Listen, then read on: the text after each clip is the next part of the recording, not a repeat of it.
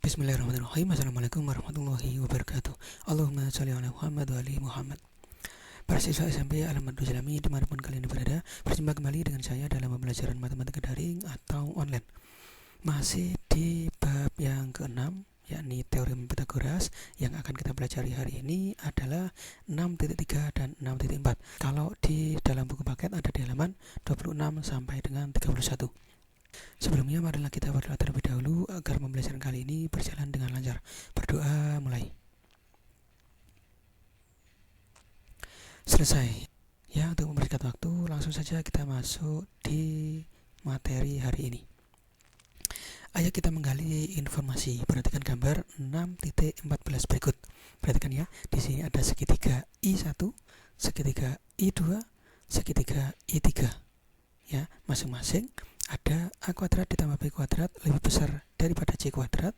Kemudian ada A kuadrat ditambah B kuadrat sama dengan C kuadrat sesuai rumus yang sudah kita pelajari. Kemudian ada lagi A kuadrat ditambah B kuadrat kurang dari C kuadrat. Nah, masing-masing gambar segitiganya ditunjukkan sebagai berikut. Ada segitiga lancip di C. Kemudian ada segitiga apa ini? Ya, karena di sini sama dengan berarti segitiga siku-siku. Ya, Pythagoras berlaku pada segitiga siku-siku. Kemudian ada lagi yang terakhir, tumpul di C segitiganya. Nah, sekarang perhatikan ya di dalam kotak ini. Untuk segitiga ABC dengan panjang sisi-sisi A, B, dan C, perhatikan keterangan yang pertama. Jika C kuadrat kurang dari A kuadrat ditambah B kuadrat, ya, berarti yang segitiga yang pertama di sini ya, maka segitiga ACB, segitiga ACB itu merupakan segitiga lancip di C. Jadi lancipnya di C, C besar di sini ya, sudut C besar. Nah, sisi C kecil di hadapan sudut C besar.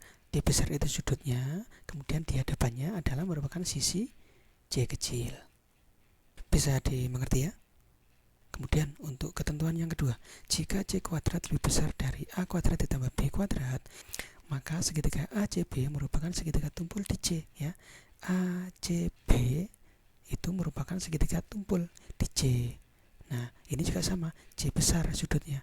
Kemudian di depan sudut itu ada sisi C kecil. Apa sih Pak maksudnya? Nah, kita lihat contohnya. Contoh 6.8. Suatu segitiga dengan panjang ketiga sisinya berturut-turut adalah 17 cm, 25 cm, dan 38 cm. Apakah segitiga yang dimaksud adalah segitiga siku-siku? Nah, kita lihat ya, kita masukkan masing-masing kuadratnya. Misalkan panjang sisi yang terpanjang dari segitiga tersebut adalah C, ya. Sehingga A sama dengan 17, B-nya 25, C-nya yang terpanjang 38 cm. Nah, kita kuadratkan C-nya, berarti C kuadrat sama dengan 38 kuadrat sama dengan 1444. Kemudian ya, jumlah dari kuadrat sisi yang lain, A kuadrat ditambah B kuadrat sama dengan 17 kuadrat ditambah 25 kuadrat sama dengan 289 ditambah 625 sama dengan 914. Nah, ternyata karena C kuadrat tidak sama dengan A kuadrat ditambah B kuadrat, tidak sama ya, 1444 tidak sama dengan 914. Berarti bahwa segitiga yang dimaksud bukan segitiga siku-siku. Jelas ya, karena C kuadrat lebih besar daripada A kuadrat ditambah B kuadrat. Nah, kalau C-nya lebih besar, maka segitiga tersebut merupakan segitiga tumpul. Ya, dari slide sebelumnya tadi. Bisa diterima ya? Nah, kemudian kita lanjutkan di 6.4-nya. Menemukan dan memeriksa tripel Pythagoras. Ya, tripel Pythagoras kita sudah dari awal diberikan rumus C kuadrat sama dengan A kuadrat ditambah B kuadrat. Nah, sekarang perhatikan. Bilangan 3, 4, dan 5 membentuk tripel Pythagoras karena 3 kuadrat ditambah 4 kuadrat sama dengan 25. Dan 5 dikuadratkan juga sama dengan 25. Artinya sama ya. Nah, jika kalian mengalihkan ketiga bilangan tersebut dengan bilangan lain, 3 bilangan yang baru juga akan membentuk tripel Pythagoras. Misalnya ya, jika kita mengalihkan 3, 4, dan 5 dengan 5, semuanya dikalikan dengan 5, kita mendapatkan 3 kali 5, 15. 4 dikali 5, 20. 5 dikali 5, 25. Nah, ketiga bilangan ini juga memenuhi teorema Pythagoras. Kita cek ya, kita cek. C kuadrat berarti yang terpanjang, 25 kuadrat sama dengan 625.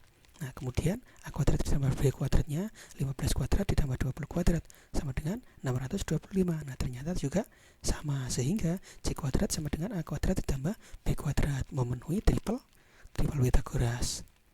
Nah, kemudian selain dengan persamaan triple Pythagoras ini, ada aljabar yang dapat digunakan untuk menentukan himpunan bilangan yang merupakan triple Pythagoras. Terdapat dua cara yang dapat dilakukan. Salah satunya seperti berikut. Nah, di sini ditulis ulang di sini ya. Langsung saja, cara ini meminta kita untuk menentukan sebarang dua bilangan dan menerapkan aturan kepada dua bilangan yang telah ditentukan untuk selanjutnya menghasilkan triple Pythagoras. Perhatikan gambar 6.15 ya, gambar ini ya. Ada segitiga siku-siku, kemudian masing-masing sisinya, sisi yang terpendek itu diberikan aljabar 2 kali P kali V. Kemudian sisi yang lain yang tegak lurus adalah P kuadrat dikurangi V kuadrat. Dan sisi yang terpanjang adalah P kuadrat ditambah V kuadrat. Nah, sehingga kalau kita buat tabel akan jadi seperti ini. Ada P dan V ya, masing-masing diketahui nilainya dengan kondisi apa? P lebih besar dari V ya. Di sini berarti P-nya harus lebih besar dari V. Itu aja syaratnya.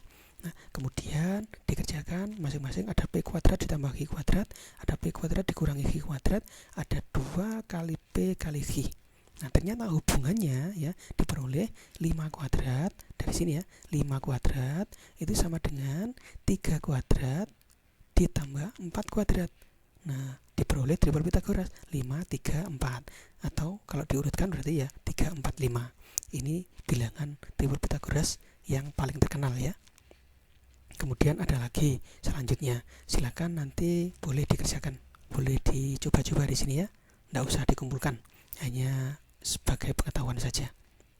Nah, kemudian untuk sedikit ringkasannya bisa diperhatikan sebagai berikut. Triple Pythagoras, apa itu triple Pythagoras? Triple Pythagoras merupakan kombinasi 3 bilangan yang menyatakan ukuran sisi-sisi segitiga siku-siku, sehingga berlaku A kuadrat ditambah B kuadrat sama dengan C kuadrat. Berapa saja kombinasi dari triple Pythagoras? Nah, terdapat banyak sekali triple Pythagoras. Perhatikan beberapa triple Pythagoras berikut ini. Nah, bilangan 3, 4, 5 karena 3 kuadrat ditambah 4 kuadrat sama dengan 5 kuadrat. Ini sudah dibahas ya di slide sebelumnya. Kemudian bilangan 5, 12, 13 juga demikian. Ternyata jika 5 kuadrat ditambah 12 kuadrat itu hasilnya sama dengan 13 dikuadratkan. Kemudian ada lagi, silakan nanti boleh dicoba-coba ditemukan bilangan yang lain karena masih ada banyak sekali. Nah, caranya dari mana? Salah satunya ya dari tabel aljabar tadi gitu ya. Kita lanjutkan di soalnya. Ayo kita berlatih 6.3. Kalau di dalam buku paket ada di halaman 31 ya. Silakan dikerjakan. Nomor 1, perhatikan ya di sini ya. Nomor 1 hanya A, B, E, F ya. 4 saja, A, B, dan E, F. Kemudian nomor 2 nya hanya A dan B saja. Kemudian nomor 8 ada A, B, C. Silakan ya, caranya tetap sama, dikerjakan di buku tugas, hasilnya nanti difoto dan dikirimkan ke saya. Baiklah, cukup sekian untuk pertemuan hari ini.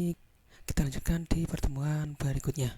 Kurang lebihnya mohon maaf. Terima kasih atas perhatiannya. Saya akhiri. Wassalamualaikum warahmatullahi wabarakatuh.